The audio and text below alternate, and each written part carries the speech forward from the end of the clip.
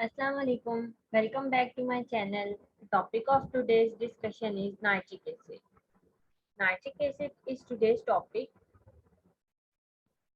in which we discuss introduction of nitric acid, where is nitrogen found on earth, how nitrogen is obtained, separation of nitrogen by fractional distillation and then fractional distillation of air, and introduction of Haber's process. Nitric acid का introduction देखते हैं. This is common laboratory reagent और important industrial chemical है जिससे हम fertilisers और explosives को manufacture कर सकते हैं. ठीक है. This is colourless, fuming and highly corrosive liquid.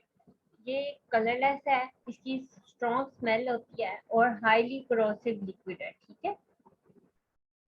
और इसका जो फ्रीजिंग पॉइंट है वो है -42 डिग्री सेंटीग्रेड और जो बॉइलिंग पॉइंट है वो है 83 degree centigrade.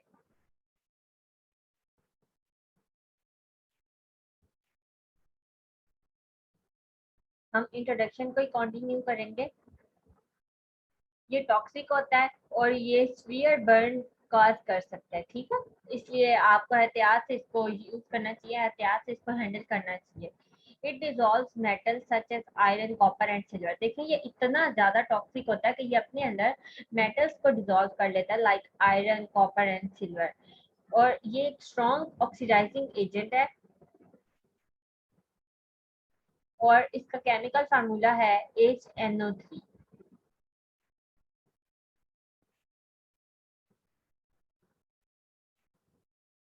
Structure of nitric acid is planar. अब हम यहाँ पे इसका स्ट्रक्चर देखते हैं. नाइट्रिक एसिड का स्ट्रक्चर जो है वो प्लेनर होता है कि इसकी जो केमिकल स्ट्रक्चर है ना वो बिल्कुल फ्लैट होता है और two types of resonance form होती हैं. ये देखिए, एक रेजोनेंस स्ट्रक्चर 1 और एक रेजोनेंस स्ट्रक्चर 2. अब इसमें जो है बॉन्ड आप देखें, एक रेजोनेंस स्ट्रक्चर में यहाँ पे ऑक्सीजन के साथ डबल बॉन्ड है और एक में यहाँ पे है. Double headed arrow drawn between the two resonance structure is there to show there is a more than one way to draw the structure. इसका मतलब यही होता है अगर कहीं पे भी टू एरोज लगे हुए होते हैं ना, टू साइडेड एरोज होते हैं, टू हेडेड एरोज होते हैं, तो उसका ये मतलब होता है कि इसके काफी सारे वे हैं इनको ड्रा करने के. अब ये है कि नाइट्रोजन कहाँ कहाँ अर्थ पे प्रेजेंट है. Most common element in our air is nitrogen. Nitrogen जो है वो 78% प्रेजेंट होती है एटमोसफेयर में और there is very little in earth crust. और अर्थ क्रस्ट में थोड़ी सी होती है. It can be found in some fairly rare minerals such as saltpetre. ठीक है. यहाँ पे भी प्रेजेंट होती है. नाइट्रोजन जो है वो फाउंड होती है हर लिविंग ऑर्गेनिज्म पे इंक्लूडिंग प्लांट्स एंड एनिमल्स. जैसे कि अब जो प्लांट्स होते हैं उनमें डीनाइट्रिफिकेशन होती है और अमोनिफिकेशन होती है, वो सब चीजें इन्हीं के थ्रू होती है ना. It play an important role in protein and nucleic acid. अब जो नाइट्रोजन है उसका बहुत इंपॉर्टेंट पार्ट है नाइट्रोजन में भी, वो सॉरी प्रोटीन में और न्यूक्लिक एसिड में, क्योंकि ये नाइट्रोजन वहां पे प्रेजेंट होती है प्रोटीन एंड न्यूक्लिक एसिड. आपने न्यूक्लिक एसिड का स्ट्रक्चर देखा होगा, उसमें नाइट्रोजनस बेसिस होती हैं, तो वो नाइट्रोजन ही उसमें प्रेजेंट होती है ना. अब ये है कि nitrogen, how nitrogen is obtain. Nitrogen को ऑब्टेन किया जाता है commercially almost exclusively from air. Air से लिया जाता है, प्रोड्यूस किया जाता है most commonly bye the fractional distillation of liquid air. लेकिन ज़्यादा कॉमन ये है कि फ्रैक्शनल डिस्टिलेशन की जाती है लिक्विड एयर की. अब ये जो प्रोसेस है ये प्रोड्यूस करता है हाई क्वालिटी प्रोडक्ट जो generally contain less than 20 parts पर मिलियन ऑफ ऑक्सीजन. इस प्रोसेस में होता क्या है, ठीक है, पहले अब हम ये देखेंगे. Air is first cooled to a temperature below that of the boiling point of its major component, a temperature somewhat less than minus 328 degree Fahrenheit, means minus 200 degree centigrade. सबसे पहले एयर को कूल किया जाएगा इस temperature पे, ठीक है। उसके बाद जो लिक्विड एयर होगी उसको अलाउ किया, उसको वार्म किया जाएगा, ठीक है। Is allowed to warm up allowing the lower boiling point nitrogen to evaporate from a mixture first. तो जो लो बॉइलिंग पॉइंट नाइट्रोजन होगी वो इवेपोरेट हो जाएगी सबसे पहले। Nitrogen gas escape from the liquid air is then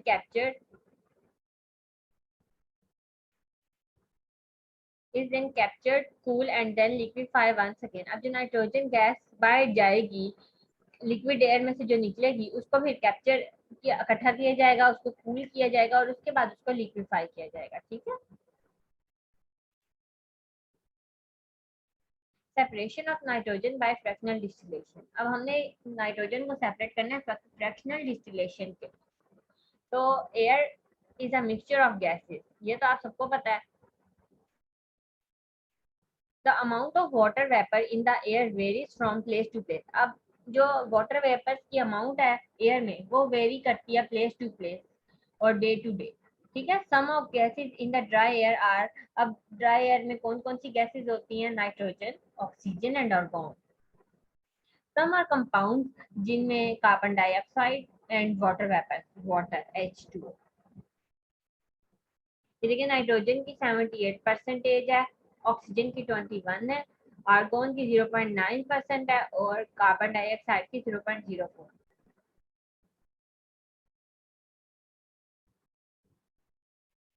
fractional distillation of air. Air is filter to remove dust. अब air को फिल्टर किया जाता है इसलिए कि उसमें से डस्ट को रिमूव किया जाए, फिर उसके बाद उसको कूल किया जाए in stages until it reaches -200 degree centigrade, ठीक है। ये -200 डिग्री सेंटीग्रेड तक कूल हमने इसको करना है। फिर इस टेम्परेचर पे जो ये होगा ना, ये लिक्विड हो जाएगी, ठीक है।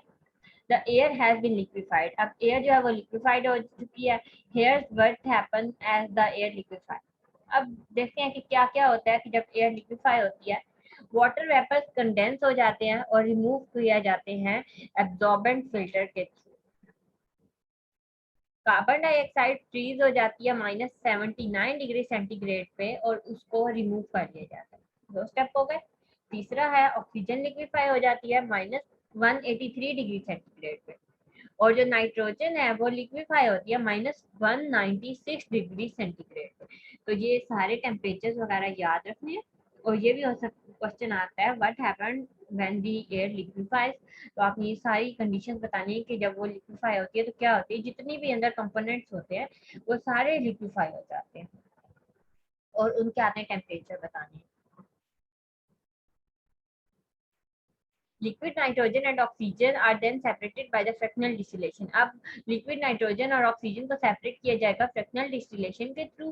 The liquefied air is passed into the bottom of the fractionating column. और जो लिक्विफाइड एयर है उसको पास किया जाएगा बॉटम ऑफ फ्रैक्शनेटिंग कॉलम में से। Just as in column used to separate oil fractions, the column is warmer at the bottom than it is at the top। ठीक है, आई होप यहाँ तक तो समझ आ गई होगी। नेक्स्ट है लास्ट हैबस प्रोसेस। ये बेसिकली प्रोसेस है जिससे हम अमोनिया को मैन्युफैक्चर करते हैं। It's a common process used to manufacture ammonia from hydrogen and nitrogen. Nitrogen अब कहाँ से ऑब्टेन की जाएगी? एयर से। जो हाइड्रोजन होगी वो कहाँ से ऑब्टेन की जाएगी? नेचुरल गैस से। आई थिंक मैंने जब आपको 10th क्लास का चैप्टर पढ़ाया था लास्ट वाला, तो उसमें मैंने स्ट्रक्चरिंग ऑफ यूरिया में आपको मैंने हैबस प्रोसेस पढ़ाया था जिससे हम अमोनिया प्रिपेयर करते हैं, ठीक है। तो वो ये दोबारा आ गया कि हमने क्या करना था, 1 वॉल्यूम ऑफ नाइट्रोजन लेना था और 3 वॉल्यूम हमने हाइड्रोजन के लेने थे। और हमने नाइट्रोजन तो एयर से ले लेना था, लेकिन जो हाइड्रोजन था वो हमने नेचुरल गैस से ऑब्टेन करना था। फिर ये इक्वेशन थी इसकी, और बीच में कौन कौन से कैटालिस्ट और कौन कौन सी कंडीशंस थी। आयरन कैटालिस्ट को यूज किया जाता है इस प्रोसेस में। और जो प्रोसीजर होता है वो 450 डिग्री सेंटीग्रेड टेम्परेचर पे होता है और प्रेशर जो होता है उसके लिए 200 atm प्रेशर होता है, ठीक है। Thank you so much, I hope you like my video. Allah Hafiz.